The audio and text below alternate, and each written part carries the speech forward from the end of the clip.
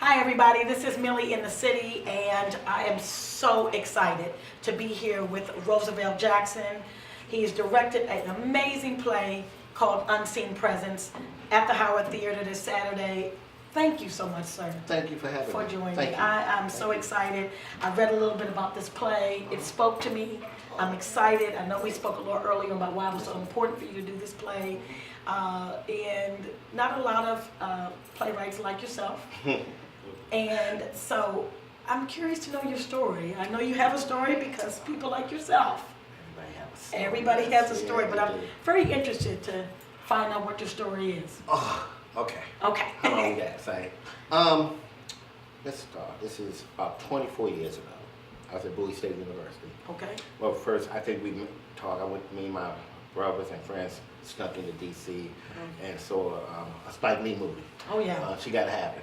When I saw it, I like, wow, I like it. So I went back and I said, I can write. So I wrote some stuff down, and before then I wrote some stuff in school. Harriet Tubman Underground, it was an assignment in elementary. I didn't pay no attention to it, but it won a little award when I was in Oxon Hill Elementary. But I didn't pay no attention to it. So at Bowie State, I wrote a play called The Avenue. And I went to show it to, he was a local producer. It was two of them. The first one loved it, but he didn't really have the funds to do anything with it. But the person down the hallway called me and said, well, come on in, let's talk. What's his name? I'm not gonna say nobody's name because I'm past that. I'm not gonna throw nobody under the bus. He said, he showed me your writing. Come on down and let's talk. He said, okay, I like this. Let's do this. We're gonna give you writing credit. You can be on the set. You can learn. Because he was, at that time, he had equipment, he had a name, he had money.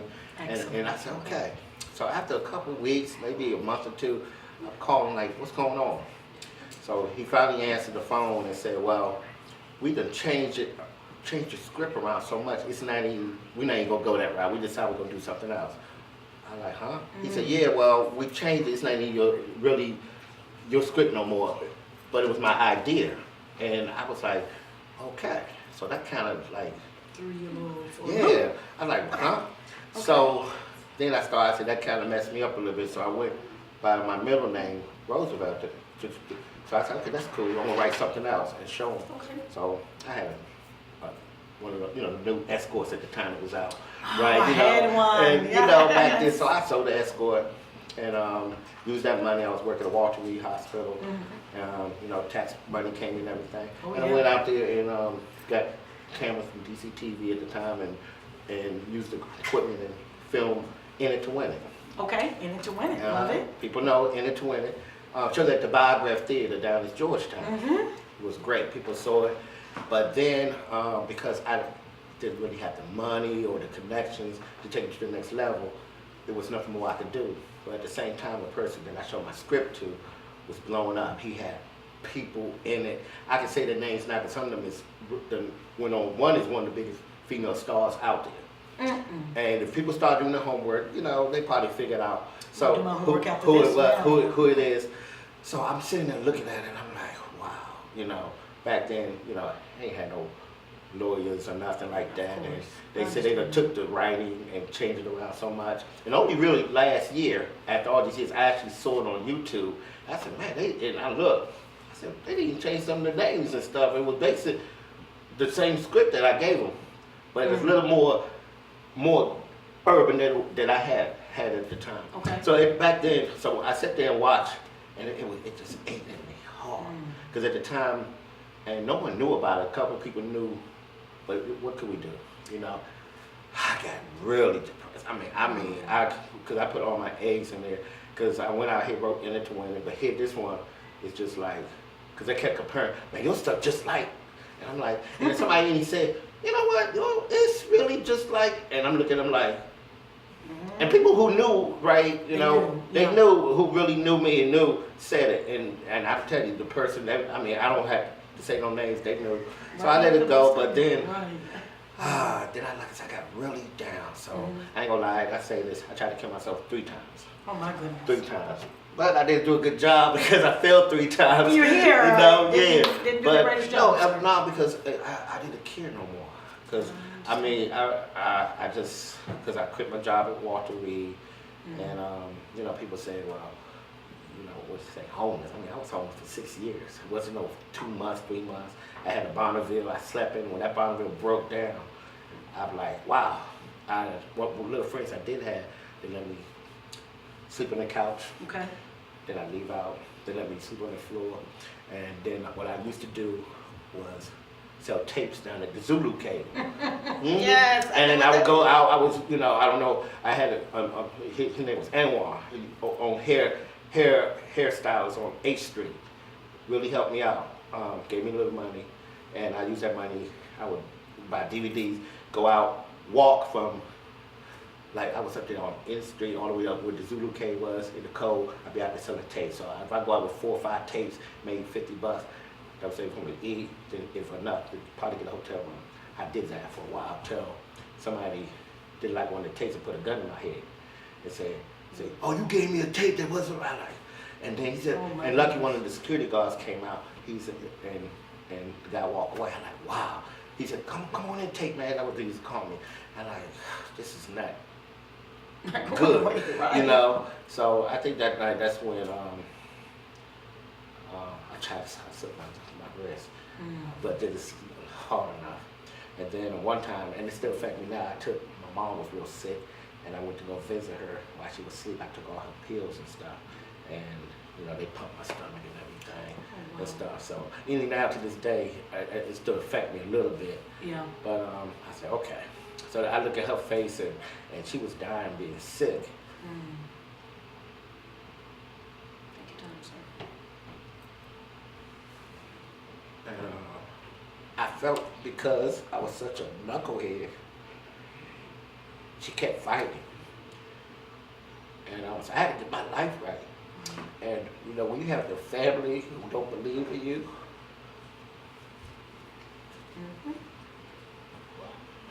well, anyway, and then my brother was going overseas. So he said, well, are you going to be able to take care of Mom? I said, yeah, allergies and messing up. You're right, the onions. You know, onions being cut. I said, you going to be able to making take care of Mom? And he didn't believe it and everything. No one believed. I said, yeah, you know, because once adult, twice the child, you know. And I said, because, yeah. And then that motivated me to get my life straight. I started working as a tip agency for Select Tip, and oh thanks, sorry, Select Tip. I know what that is too. Yeah, you know, manpower, and you know, right, you know, so I was working, and you know, just enough, and I was, you know, my brother was overseas, and I took care, and my mom looked at me and said, man, I didn't believe you would do this. I said, well, take care of me. I said, well. And it kind of hurt me a little bit because no one, everybody in the family, you know, it's like, wow, you really take it. I took care of her. I mean, I would work, come home, make sure she was fed, got her medicine, and everything. Yes. I lucked out, I got a job at Gum Springs Rec Center in Alexandria, Virginia. I remember when I walked there, the lady opened the door, Miss Good. They said, I'm here as a clerk typist, but I can type. She said, oh, really? So she went in, well, we're going to get another $4. Thank you. Yes. So that was great. I was able to go to another hoopty, and I took care of my mom. I would leave for work on lunch break, make sure she was fed, go back, and just took care of her. She used to get a check and everything. When her money ran out, it was so fun. Every Saturday, we had to leave out in the morning to do our thing, but she had to be back at a certain time because of her condition. So, and then, you know, I was taking care of her. I was feeling good. All that stuff was past me. Okay. Then, you know, but she was sick. She was very sick. So I came in. I kind of wish I went out, and my mom said, "Going out. You know, you always would stay in house." I went out, came home, and she was laying on the floor.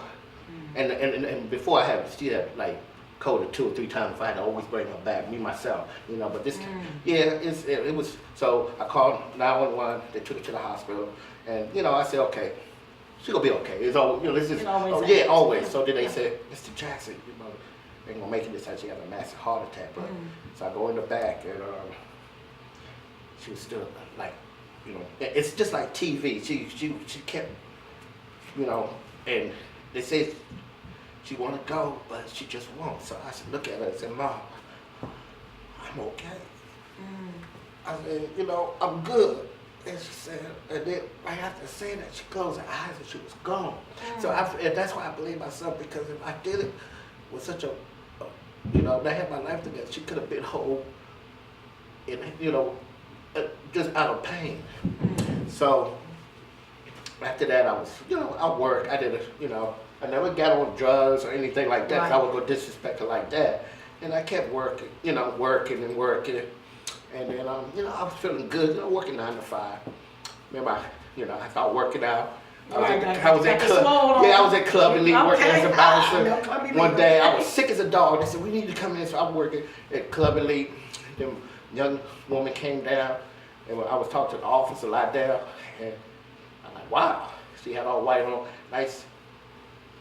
Okay. That was soon to be my wife. That white, she had all white on. She said, and I was like, wow. So it was a disagreement in the club. I went up to her. I said, you need some help? She said, no, I don't need her help. I'm like, wow, I liked her.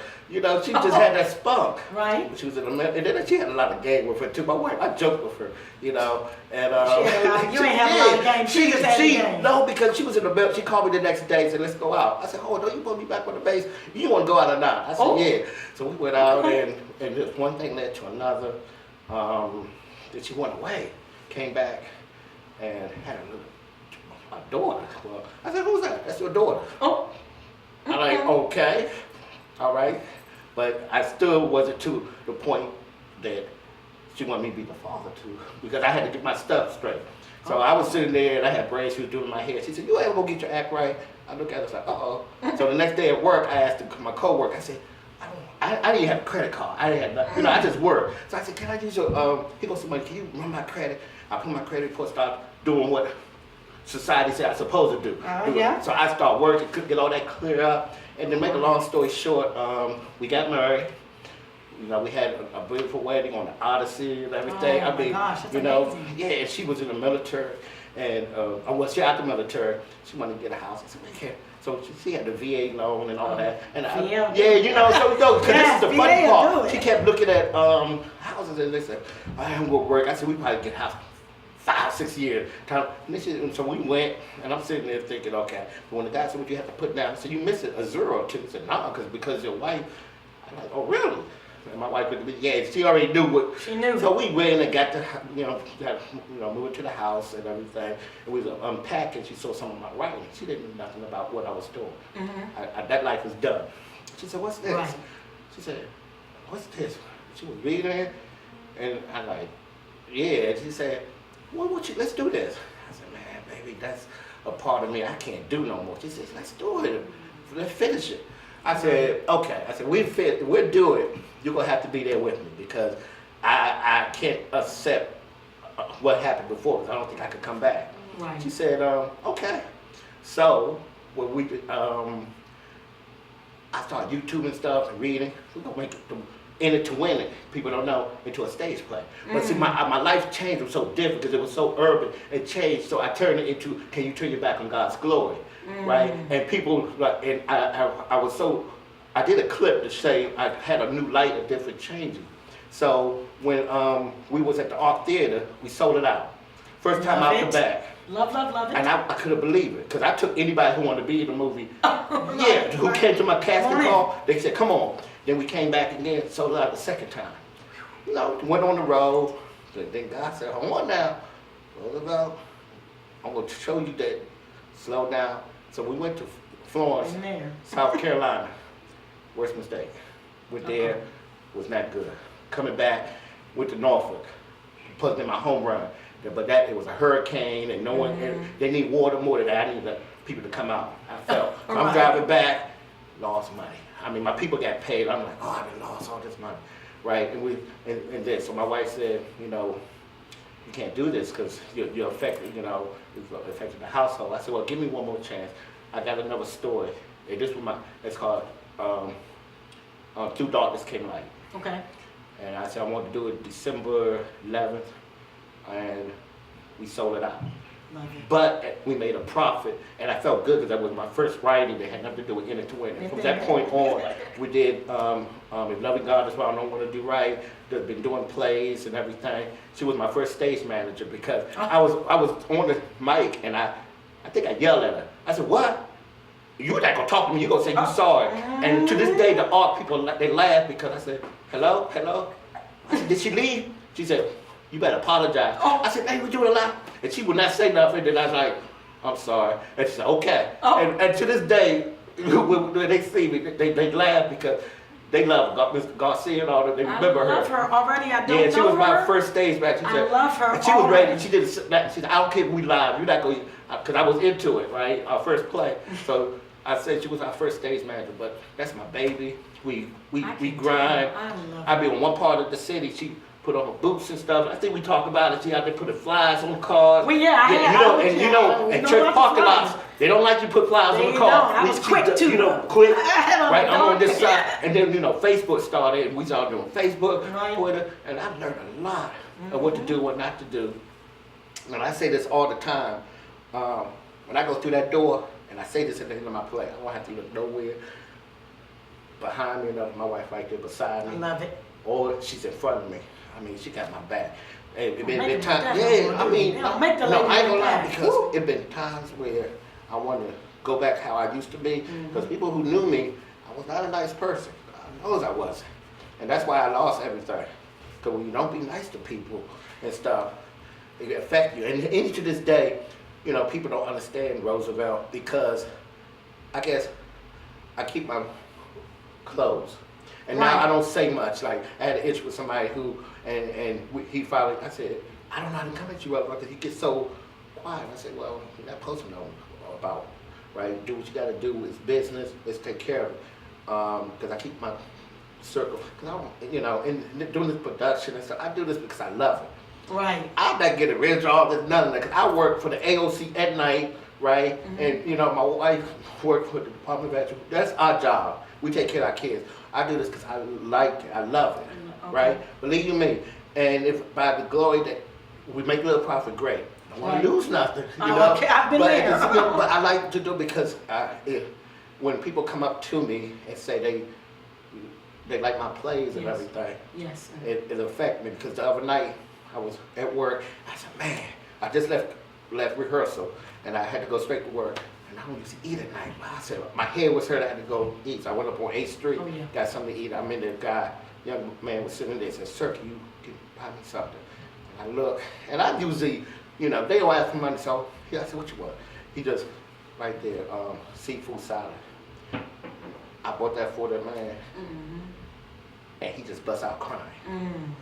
I'm looking around like, "What the?" He said, "Sir, I've been sitting here, I haven't ate in 4 days."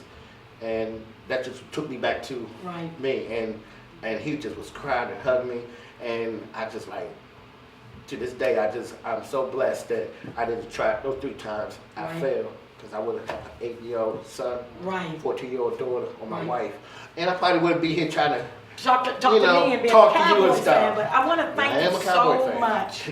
Thank you so much for speaking to me. And sorry about my allergies, y'all. No, the onions. The onions. Thank you so much. This is Millie in the City and Roosevelt Jackson, and we're out.